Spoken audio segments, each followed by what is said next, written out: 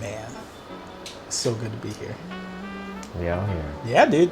Uh-huh. No, I like. I was pulling up after work, and I was thinking to myself, like this culmination of like, wow, we've gotten to this point, and finally, after like 2 years, it's like, this is my project, and it's out, and Only 2 years? yeah, only You 2 only years. you've been working on it for more than 2 years, right? No. It's been about 2 years because I All right. started the project. I think in late March, April of 2023 is when I really started cooking up because I Okay. had a breakup. Yeah, ironic how it's the heartbreak that sets off everything for an album. Ironic. Let this fall for real quick. You know what I mean? For the. All right. Yeah. No, just cleansing that space. But I mean, if anything, it definitely was that caveat to be like, hey man, you should put out something for yourself and featuring collective folks from the Northern Virginia. So, and there's only one other person I can imagine having for this interview in chat, Drew Kidd, holding it down. And again, my name's Velez. Thank you for tuning in. We're going to be talking about Mistakes Were Made, the newest album that I just released. And yeah, no, it's a pleasure having Drew here, and he's going to be talking it through with me a little bit. So, yeah, no, how you feeling? How you feeling first? I feel marvelous, man. I mean, it's a crazy time. It's kind of pretty obvious, to everyone, but very grateful to be breathing and sharing time and energy with people I love. Yeah, dude. You know what I mean? Yeah. But yeah, no, before jumping in, I guess, are there any like immediate things just like right off the bat before we just hop into like the first song? I don't know, man. First of all, congratulations. Like Thank you. seriously, I mean, it's a beautiful thing to express yourself in the ways that you control, in the ways that you manifest and gather from what you live. I kind of jokingly call myself like a bully towards my friends that make music, because it's in a friendly, loving way. Yeah. I want to hear what your new stuff. Yeah. You know what I mean? I Yeah, want to man. hear, and just the amazing thing about our friendship of like we're both composers and like Yeah. very intense about composing. Yes. And so,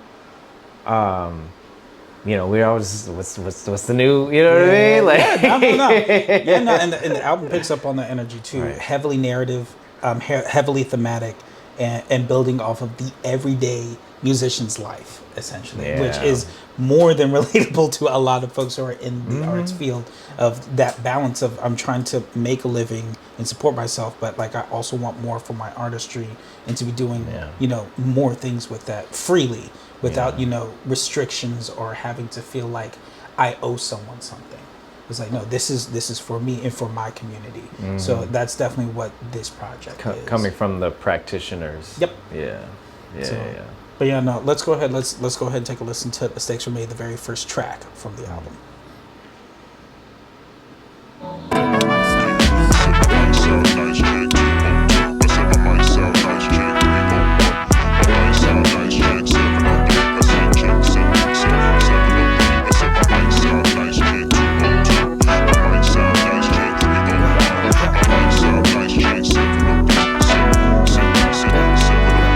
For years I knew the truth I was holding back. Didn't think that I was worthy, I was sure of that. Running a mental marathon of the highs and the lows. Let the past be the past, we got a sold out show. I hit Nola on the Monday and he said slide through. We ride a couple.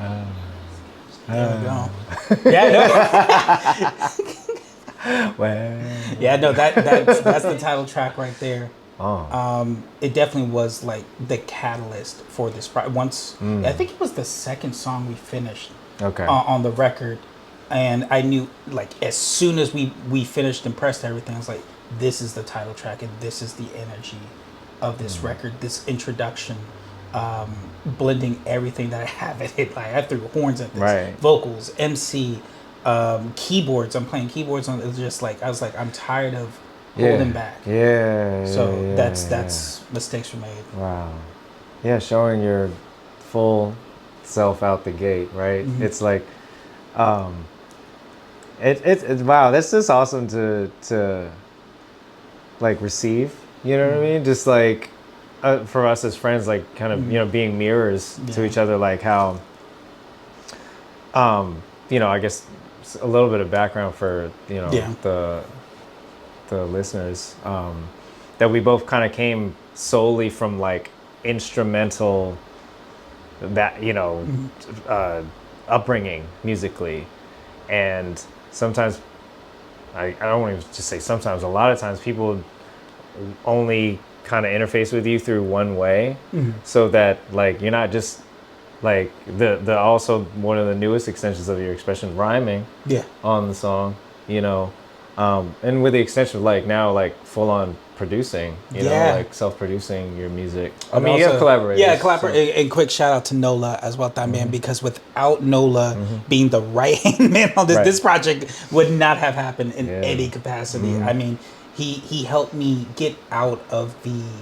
pedagogy, to get out of you get locked into that your college days and the school methodology and things, and he's like, nah man, just breathe and take your time and exist. So and full have circle fun to with what you're saying about the mistake of not trusting yourself, but that's the kind of awesome kind of transmutation through the song, is you are actually doing that in real time by displaying, you know what I mean, and breathing, right? Like in all the kind of like spiritual technologies that are happening, like on that song. I mean, I don't know. It's kind of, I felt like the little breakdown gave me like the Kendrick Section 80 kind of energy, and then like, I hear the nods to Lauryn Hill, and but the one thing that kind of shined through, just in the kind of like in the corner of my ear, right?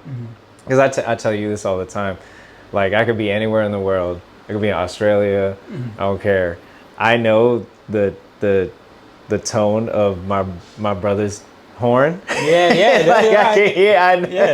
it's just like, that's just like kind of the perfect, like that signature thing, along with like the full scope of like your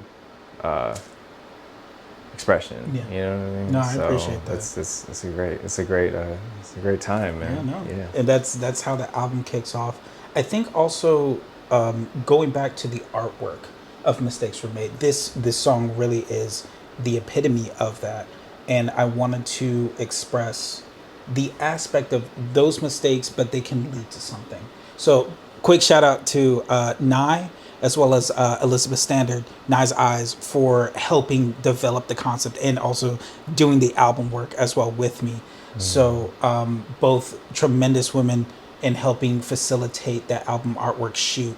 And one of the cool things that Elizabeth came up with was like, hey, let's use flowers as a metaphor for these mistakes and how they bloom and come out of what is a trash can. You have to look a little closer, but it is a trash can. So those ideas that you throw away, like you may not use them, but sometimes if you just give them another shot and give them a little bit more leeway, they can grow. Wow. So, and then of course the other cool part about it is that it was shot at the pond, which is a track later on in the album.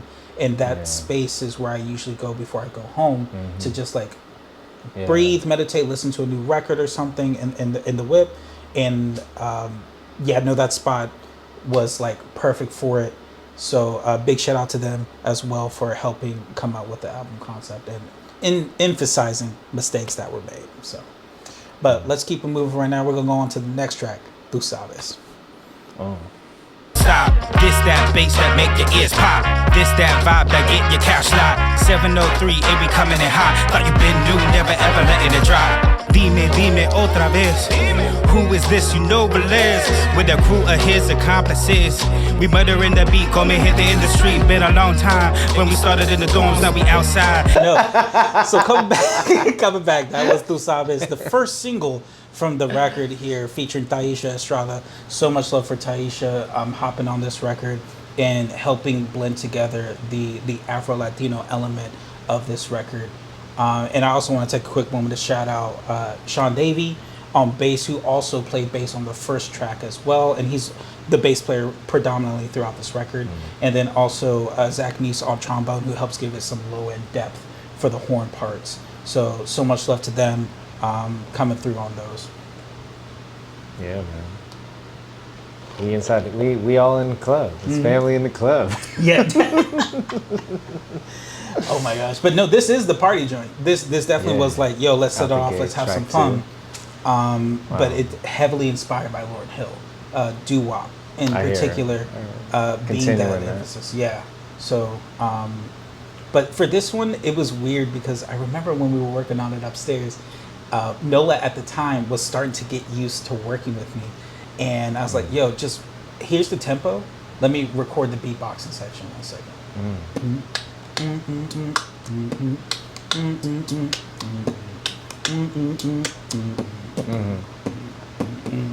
And it was funny because he's like, yo, give me a second. And when he came back with the beat, and I gave him his own time, just let him cook, and the rest. So is the beatbox still in the yeah, the it's track? still it's still in the track. It's in the Just intro, lay it over, and it's laid over with the percussion, and then has like a brief break before the club section. Right. So we beatboxing outside the club, and now we in the club. in the club. Shout out to everybody outside the club. Yes. Yeah. That's a whole nother vibe. But no, I mean, I don't know what else I can say about this one. It's pretty straightforward. Tu sabes. Get it to the DJs. DJs out there. Please. People's got the jam. Yeah, man. So I guess the first thing, for those who don't know, tu sabes is a common phrase for Hispanics, specifically Puerto Rican Hispanics, and it means you know. So I wanted a song that traverses both Afro and Latino, and what other way than to be like tu sabes, but also the hip hop spectrum of it, being like, if you don't know, now you know. So I wanted to bridge just like the history of hip hop, a little bit of myself with the Latino background, and just create a dance track. So yeah. Puerto Rican Day Parade. Yeah, no, right? It was good, Puerto Rican Day Parade. Anthems, you know what I mean? So, but no. That's fire. Yeah. Moving on. Yeah, no, we're definitely gonna move on. So now, for a quick second, we're actually gonna take a listen to the voice memos on this particular album. So carrying along with the theme of Mistakes Were Made, the ultimate narrative of it is an everyday life of a musician, or kind of like a week in the life of my life. And going through this weird stories and voice memos left by my actual co-workers at the job that I work at. So much love to Wes, Roxana, and Mike for coming through and being willing to be participants on this record and also record those skits that were made. But let's go ahead and take a quick listen to like one or two of them. Hey, it's Velez. Hey, Velez. Manager Mike over at the Musical Arts Academy in Gate West Plaza. Hey, look, man, I've tried to be patient with you, but you've been late 703 times. Unfortunately, I'm going to have to let you go. Look, I know that you've been conducting symphonies, touring the globe, recording with amazing artists, and doing other cool stuff, but you got to pick. And I hate to be tough, but I got a business to run. On the bright side, though, you'll finally be able to pursue those dreams. So we're going to finish out the month and then find a replacement. You wouldn't happen to know anyone who teaches trumpet, voice, piano, composition, French horn, and baritone, would you? Are you teaching all those things? Yes, I'm teaching all of those things. So shout out to Mike. But I listed all of those different things: baritone, French horn, trumpet, composition, vocals. It's Right. all true. I be teaching all those different instruments. Right. So, but no, I remember the reason, actually, low key, the reason I came up with the skits is because of your record, actually. Yeah, no, I wanted to save this for the interview because of the last record, the Loop Evolves, and using various skits and aspects in those songs. I was like, I wanted to replicate that kind of energy as well, but also have fun with it. Wow. So I thought, how else could I showcase what I do while also showing the community that also works with me practically on a daily basis. Yeah. And then like I remember like it just clicked. I was like, yo, let's get the workers and let's see if they down. And thankfully they were. So the rest is kind of history on that. You making it hot? Are you like giving away your location on that joint? No, Is that a different? Is that a fictional plaza? It is a fictional plaza. Okay, all right. Gate West Plaza, the Musical Academy of Arts. What am I rolling up on Andrew Velez?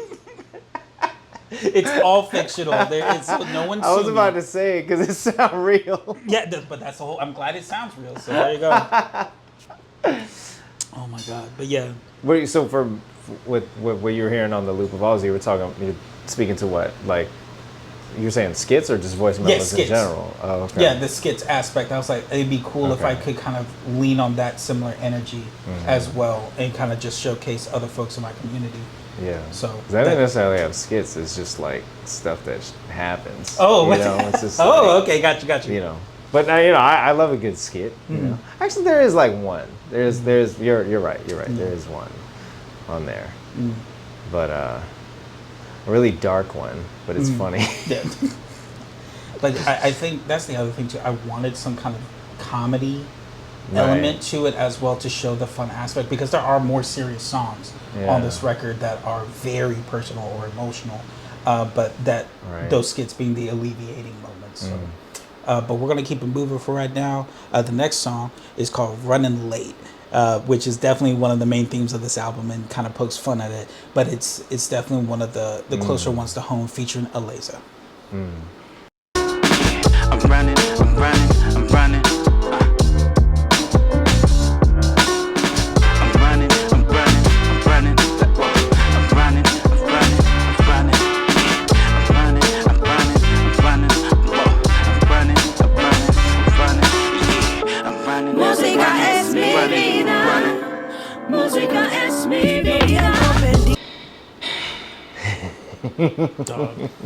Man, this track was. Man, I remember when we cooked it up, because it almost happened in an instant. I knew exactly what I wanted to write for this one. It was so prevalent to me in terms of like, yeah, of course the running joke is I'm running late, but it's just like, damn, I feel like I should be farther than where I am. And I think a lot of artists feel that way too in their artistry, but you can't hold that against yourself. And this album is a testament to that, because like it'll happen in its own time. And and I'm learning now that it's not only just the music, but it's also the promotion aspects. It's also the networking aspects. So there's more to it. So Running Late is definitely a hard hitting one for me. And shout out to Velez for contributing vocals, and anyone else on this record also added background vocals on this one. So that was really cool to kind of have everyone who's a vocalist on this one as well. How did you feel after this song was done? Like when you were able to kind of hear yourself, like almost like talking to yourself, like about this? I remember feeling actually a little bit emotionally exhausted when I sang the solo line, SOS mi vida, and kind of just going in. I think I did that like about 6 or 7 times, because Nola was like, no, give me more, and really dig into it. So again, shout out to Nola for being that co-pilot on that. And finally we got the take. And I remember thinking like, yeah, this is what this album is about. Like, let's push past running late. You know, let's do better for ourselves as well. Yeah. So as a, you know, on the other side of the, I guess the late for everything diaspora, Filipinos represent. Because, you know, I don't know, it's, you know, we have Filipino time and everybody else has their version of blank time, right? You know, island time, you know, whatever. Yeah. So funny enough, there's a song on my record entitled 45 Minutes Fashionably Filipino. And, you know, all these like coded titles. And it's like, I remember I told someone that that was the title. And they were like, what, the song's 45 minutes? I was like, no. Like, fashionably late. Anyway, reclaiming, you know, but even with that, like the joke of it, but trying to recontextualize around how we deal with time, because capitalism and, you know, like corporate everything, evil, work, work, work, like be like, you know, are you not doing the slavery I wanted you to do? Like, and giving space to be alive and be a regular human. Like, I don't want to lose my thought, but I recently saw on, you know, my favorite podcast, they were talking about, you know, a lot of dealing with being late is trauma and ADHD. And there's not enough discourse about that, you know, because work don't care about that. Yeah. You know what I mean? No, they do not. Work don't care about that. It doesn't leave room for you to be human. Yeah. Human. What a concept. God damn.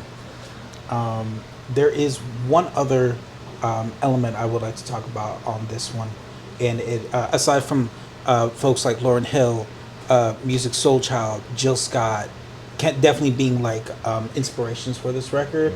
I would be remiss without saying how much of an influence that Kanye was, specifically the old Kanye. So when I mention that, I'm talking about his original first two records.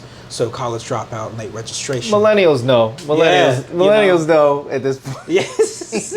And in some ways, this track is almost an homage to being like, artists change and kind of like, okay, now I'm gonna set off and do my own thing.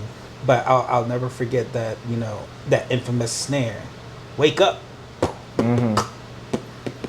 You know, it's third record, Graduate. Yeah. Totally. Graduation as well. But it's that culmination of just hip hop energy and everything. And in some ways, it's like I strive to hopefully get to that level of achievement where people can recognize your artistry and love it for what it is. So. Yeah. I think there's always not enough nuance when it comes to like how people discuss things, you know, within the context of like cancel culture or whatever, because it's like you love those albums for what they were. They didn't change, and you can still play those albums and have like the same experience that you did and harken back to when you were in middle school or whatever, because we can't just, you know, I'm not gonna just throw away, there's no way to throw away that time for me. I mean, obviously it doesn't align, like the current artists, like, you know, actions do not align with what I get down with or whatever, but there's no getting around the influence and the foundation that the contributions that people made, you know. And I think the big thing too is to not be held down by those inspirations and like. Well, we're talking about music, man. We're not talking about racism or none of that, you know, whatever. Like, we're talking about what inspired you to make your songs about your life. Yeah. So, yeah. But nah, and we're gonna keep it moving with that. The next track on the record is called "The Pond," which is actually where the album cover was shot. And now we're gonna take a listen to that pivotal song. Yeah, I know I made mistakes. Deep breaths when I try to concentrate. Been thinking too much is on my plate, and I know my people can't relate. I get stuck inside my mind, happens one too many times. Can't help but wonder if the sun gon' shine through. I think it's the summer heat, thunder rolling in the deep, asking all these questions while I'm chilling by the pond. So that is The Pond.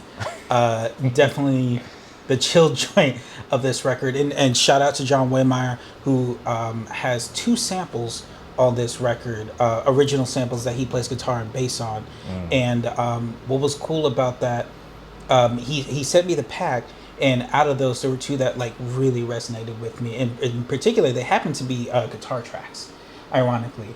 And I realized like it was probably a good thing because most of this record has keyboards on it, so it's a nice like shake up palette in the record. But ironically, both also seem to be kind of emotionally driven tracks as well. Like this one is about being in your head, This is me after work, chilling in the car, drinking a Baja Blast and enjoying the bowl, and just like reflecting on the day or thinking about what's ahead or whatever's on my mind.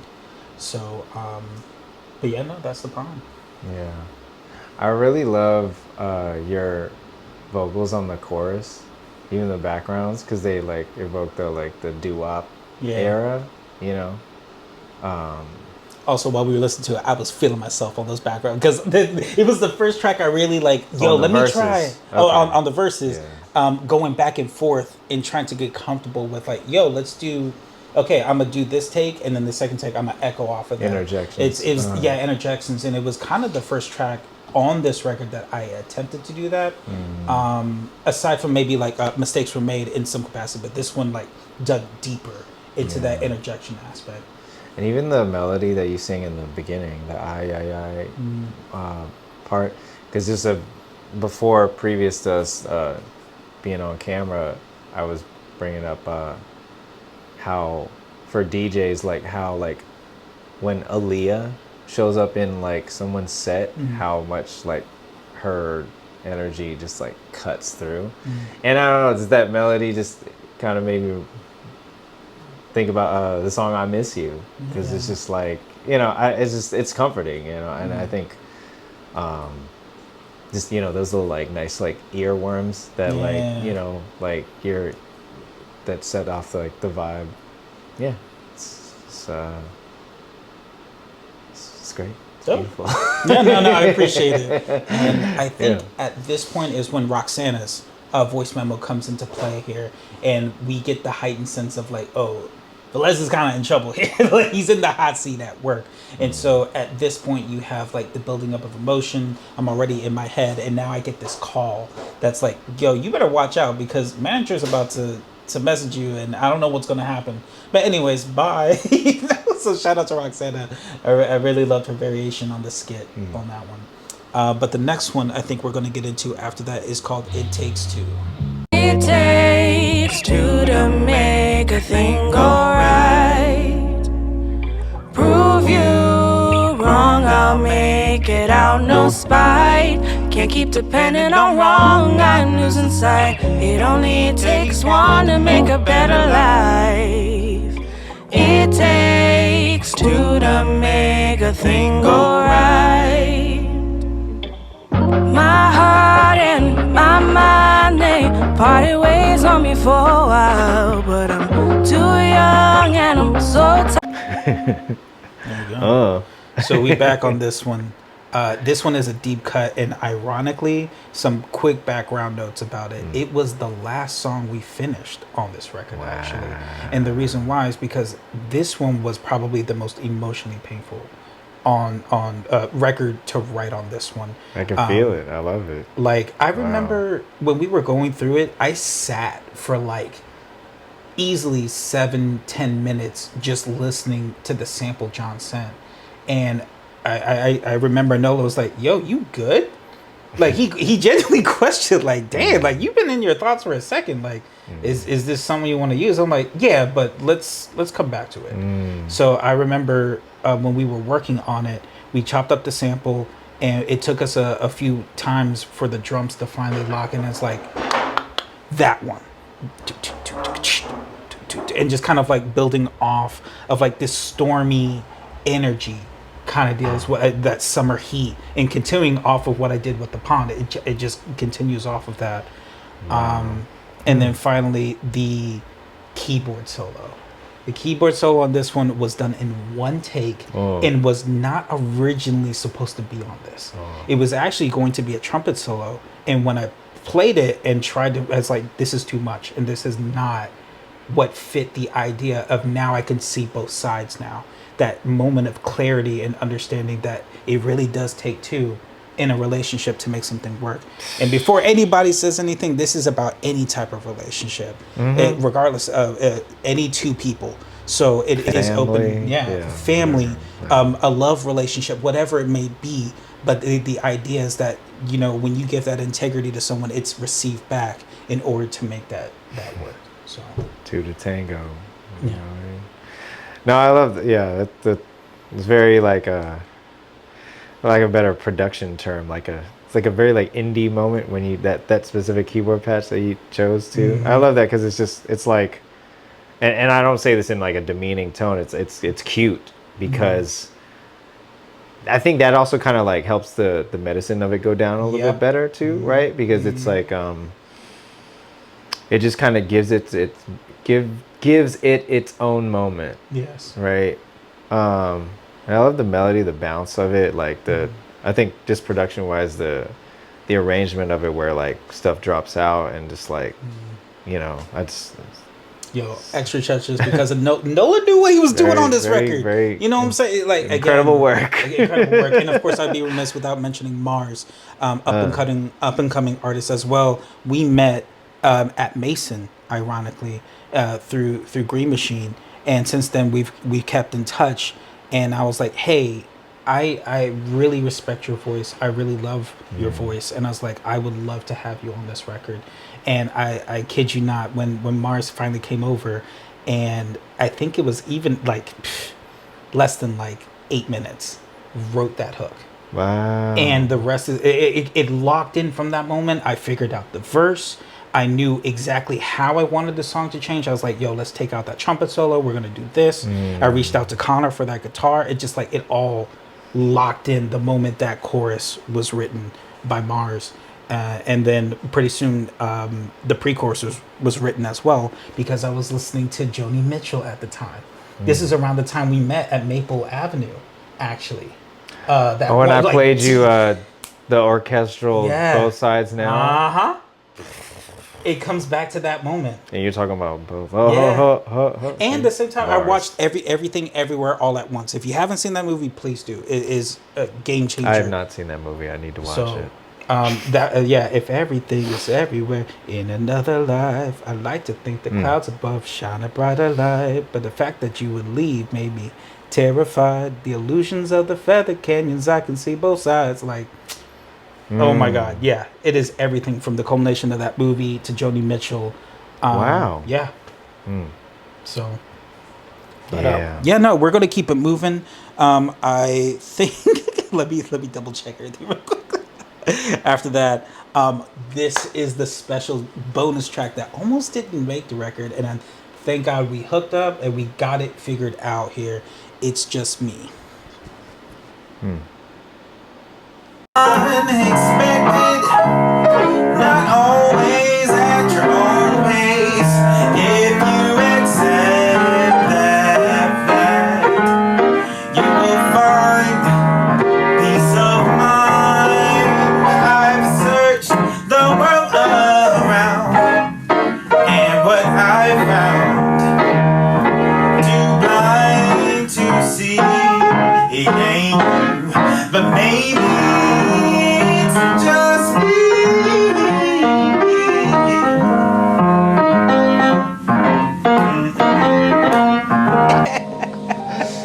Wow. There we go. It's just me. It's just me right there. Wow. I guess first and foremost, this is one of the oldest charts on this record. The other one being With Love, with Why the Man.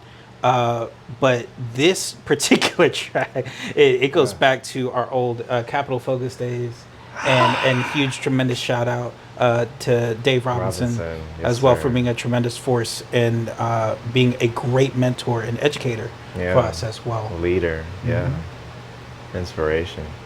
I mean, that's what that popped into my head. If it sounded like being at the Capital Focus rehearsal. Dude, yeah. And I don't know, I had to be the whole, New Orleans group behind you, backing you in this iteration. Which, I mean, this song was written during that time? Yeah, it was. It was. Yeah, I wrote it specifically for us. Yeah. And trying to get into that. Right. And the things that kind of like tug and pull with like your vocal of like things that are more modern that you sing in there. And, this is very full circle. Very full circle. I was trying not to like tighten my stomach too much, like trying to listen to it like it's not myself playing. Yeah, the yeah. song.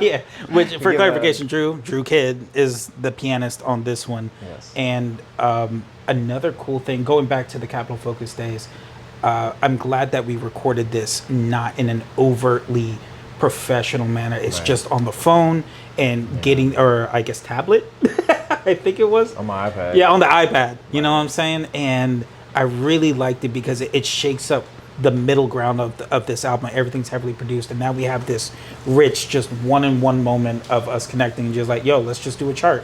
Yeah. And it's also a realization moment on this record, and being like, sometimes those things that are holding you back, it isn't from someone else. It isn't your job. Yeah. It's yourself, and it's that self accountability. And I hate that word, by the way. Yeah. But because everyone that uses it doesn't do it. Ugh. Anyway, yourself included. Yeah, no, Andrew, you right. You right. I many mistakes. Hence the album. We made this whole album to let y'all know. No, I'm just kidding. Oh my gosh, that's valid. That's very valid. No. I mean, it's wow. I mean, just at this point where I think I'm not just the only one out there that's this new aesthetic of, like, you know, because we can capture a voice memo or something from anywhere, almost like field recording. That for me, I know I probably catch flack sometimes with my like OGs about getting something like perfectly recorded, but that's just also just the time that we're in, like surrender of the moment of we caught this in real life, and especially on the side of, you know, for us like instrumental musicians, like we're so about the performance of it. Like I could kind of like damn the sound quality. I mean, speaking of even like New Orleans music, I mean, we listened to, you know, Louis Armstrong from 100 years ago. At this point, literally 100 years ago, James B. Johnson, Duke Ellington, and, you know, that stuff was recorded by any means necessary. And it rocks, and it still pulls your heartstrings. You know what I mean? And I don't know. This is the fun of, like, you know, I've known you since 2009. Going back. So now I feel. Yeah, and just I don't know. I love you, man. I love you too, bro. I love you. I'm thankful of all the cats to be on this record. That's not from VA. It is Drew Kidd. So thank you so much for being a part of this record, man. But we're gonna keep it moving. The M and the V. Yeah, exactly. But we're gonna keep it moving right now. I think it is technically Manager Mike's voicemail that comes in, and at this point, I get fired. There's no other way around it. I'm just being let go. But in the irony of that moment, he lists a lot of other instruments and things that I do. But of course, what other way to look at it than looking at the brighter side? He hits you with the Benson. Yes, literally. You're fired! But yeah, let's keep moving. Here is the brighter side. I think it's bittersweet. I think of memories of all the times when I held you in my arms. Those times are gone. I know it's hard to move on. You give your heart away. It always is. But there you go, brighter side. Second to last track on this one, and is pretty much a letting go piece of, we went through all this love turmoil, not even just love, just life turmoil, and just kind of like letting it go and moving forward is what this one is. Big shout out to Connor being on guitar for this one as well. And this is the only track that I'm playing synth bass on as well. But it actually started as a simple song that was meant to just follow a descending line, and it just kind of blossomed into this like bittersweet kind of song. So Tetrachord for all y'all. You know what I'm saying? Music nerds out there. But it's funny enough that it's a descending, but we're talking about something, but you know, contrast. Anyway. I don't know. I really like the writing on this. It's just the structure of it. You know, I made that Usher joke, but you know. Hey, man, that's a great Who comment. did not have the 8701 CD? Bruh. That might have been the first Yeah. real CD I had. Facts. Actually, TBH. let me also give some flowers to Usher real quick. 8701 record definitely man. was as pivotal as much as Jill Scott's. Second grade? What? Yeah. Golly. I don't know what. I don't know what year that was. Was it 02, 03? No, I mean it was 01. Oh, it was. He was talking about from the year 87 to 2001 that was where he was in his career at that time. But yeah, no. I think the only other thing to note about it is I had so much fun doing those ad libs at the end. It's very like Childish Gambino inspired because I hear that with the reggae fun pseudo reggae pop energy, but just like let's have fun and let me show off a little bit as far as like if I go into the upper register, what happens. So just definitely having fun with that. No doubt. But we're gonna wrap it up here. We're coming to the last track, ultimately ending with the voicemail box being full, and of course that just being where the story kind of ends from that point. But with Love is the next track, and big shout out to Why the Man, another longtime friend and co-artist, because we've done so many gigs together, especially in Tomorrow's Harmony. So yeah, here's With Love. Just go forth with love. Go forth with love in your heart and your soul and your mind. God knows there's enough to worry about without worrying about things. Go forth with love. Go forth with love in your heart and your soul and your mind. And that is the end of the record here. That's the worst. the mailbox full. You'd be so pissed. You'd be like, bruh. Like, yeah. Anyway. But yeah, no. With Love, first and foremost, I want to give a shout out to Why the Man's father, who passed away, and this is the honor that he bestowed. Like writing this song is the energy of his late father on this one. And when he wrote that, I was very humbled to just figure out the keyboard part for it. Originally, I didn't have a verse on it. It was just a strictly piano arranging, kind of like working together kind of deal. And when I hit him up, I was like, dog, we need to put this like on tape. Like this song deserves it. And it's a beautiful song. We ended up bringing it back here to NOLA, and we originally were trying to do some weird remix version and overly complicated with like percussion, and eventually like this isn't working. Like we just need to go back to just like letting it breathe better with just vocals, keys, and bass. And I'm glad we made that decision to kind of keep it there, but then like we gave it some push and oomph, taking it out towards the end for that last little section. And also shout out to Sean Davey coming in on bass for that one as well. So. Does this date back to your recital time? Yes. This is like what I think it might be a song that's like over 10. Yeah, it's definitely over 12.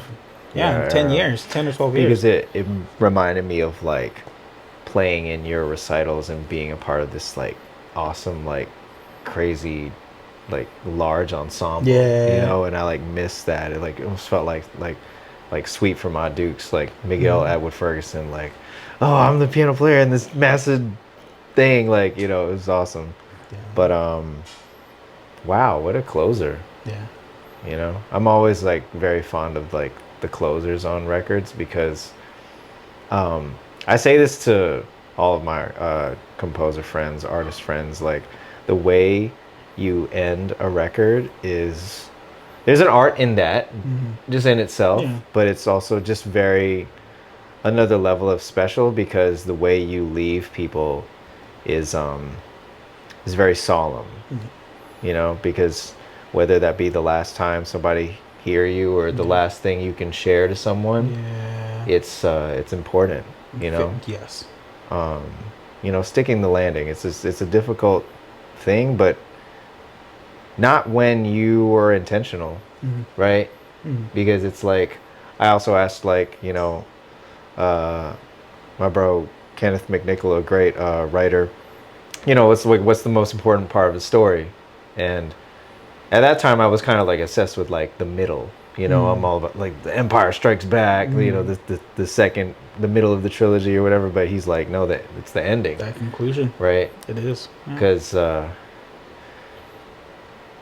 sometimes people only, you know, that what they tell musicians, like they really just remember how you started or how you ended.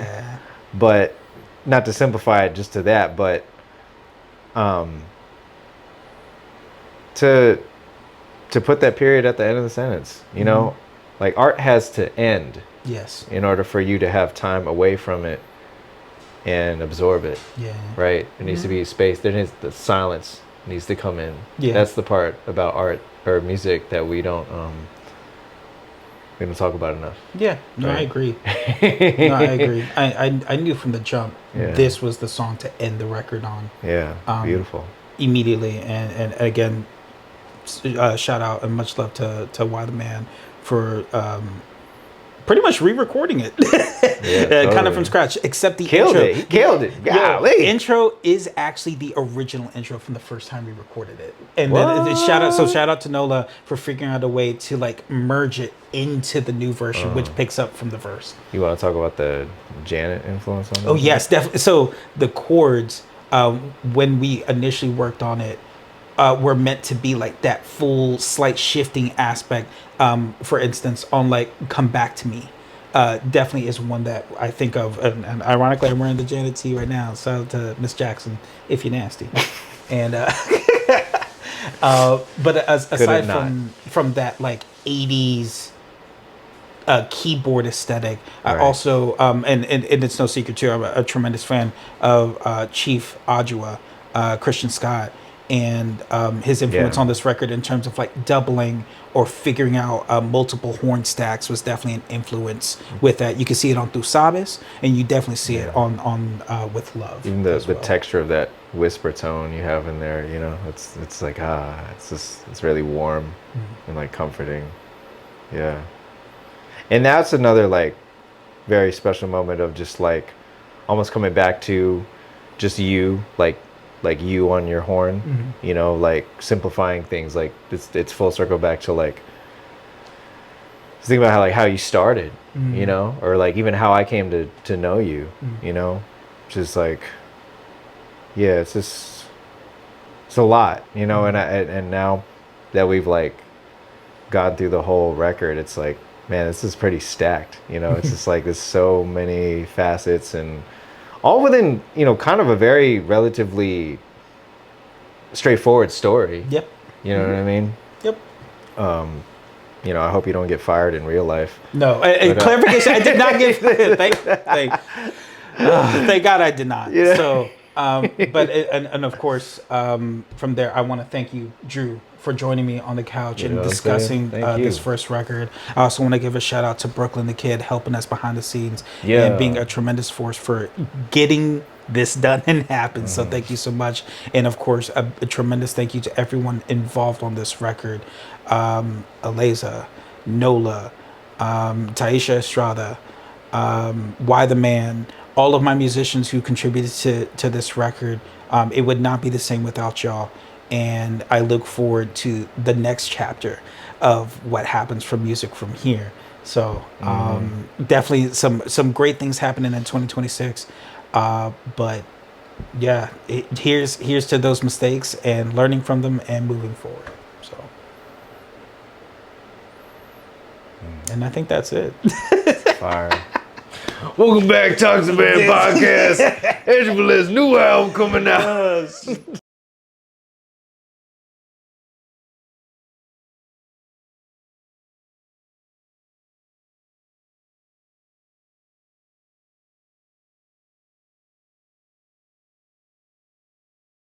I feel like I wanted to ask you like a bonus question. Maybe you have a feature. I was going to ask you like, what did you learn from doing this record? I mean, we're still rolling, right? Yeah, no. Yeah, Should I ask it again or not? That's cool. Yeah. Let's see. What what have I learned? What Honestly, did you learn from doing this record? there's two or three things. The first one is the aspect of organizing a record and what that undertakes as far as having the bread, the logistics, bringing people together. Like I've done that in a performance aspect, but like recording my own material the way I want, and it's like that was a huge learning experience. Second thing I learned that I don't need to limit myself when it comes to creating music. I thought for the longest time, if I'm gonna do a jazz album, it has to be this way. Oh, if I gotta do hip hop album, it's gotta be this way with these kind of features or this kind of sound. And it's like, man, all that.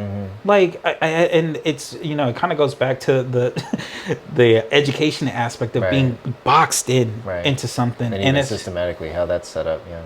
So, and with this record, I said, no, I'm going to negate all of those feelings. And if I want to do like an acoustic joint, I'm going to do that. If I'm going to do a trumpet joint and rap, I'm going to do that. If I'm going to have a dope feature on this and have like a pseudo house party energy, I'm going to do that. So, learning to just trust myself and not being afraid of the various skills I want to put into a record or an album. Definitely. Yeah, hell yeah. So, I mean, all the facets of your universe, right? And I think that's what, to go back to something maybe we were talking about on the first track, just like, I don't want to doubt the hipness of the listeners, but like, I'd say those forces that make you feel like you had to be boxed in, whatever those things are, that it's like those people maybe are not ready for someone that is like of multitudes like that, you know, like a new kind of artist that can like show so many, you know, I mean, I'm wearing the Prince, you know, the Purple Rain, like, you know, design shirt, but like, you know, we have our, like, you know, models of that, you know, which like, you know, that's why people gotta learn history, you know what I mean? Like, and not, and don't skate on the details, you know what I mean? But, but that exists, you know, like we have so much within us to express, you know, and so much that's happening to us and so much that we're sharing, you know, and like, you know, you've always been a guiding light for me and saved me through a lot of times where I didn't like believe in myself, like facts, you know, for real, like multiple times. Always. And where, you know, that empowered me to like, I mean, I can relate wholeheartedly of like doing the For You For Me Too album, which you were like an integral, you know, sound of that. I mean, all of my albums really, it's just amazing. Of like, yeah, we had this degree, but of course it wasn't gonna just be that. You know, like there was a life, there was a person you totally were before that, which was all your influences, and then the things you absorbed during that time. And then they all kind of like just push through the same lens to like, and now you get that, you know what I mean? And more. So, yeah, it's amazing. But no, I appreciate you. That's amazing. Anyway. Oh my God. Yeah, but no, man, thank you again for showing up, showing out. Yeah, love you, man. Love you too. Always. Love you too. So, you know what I mean? I don't know what else to say. I think that's about it. Right. So, but no, thank you, viewers, for tuning in and checking out the behind the scenes on this record. Definitely more stuff to come, more music to be written and to be made. So, thank you so much. More mistakes to be made. Yeah, mistakes were made. We f***ing up out here. What? Now. Thank you so much.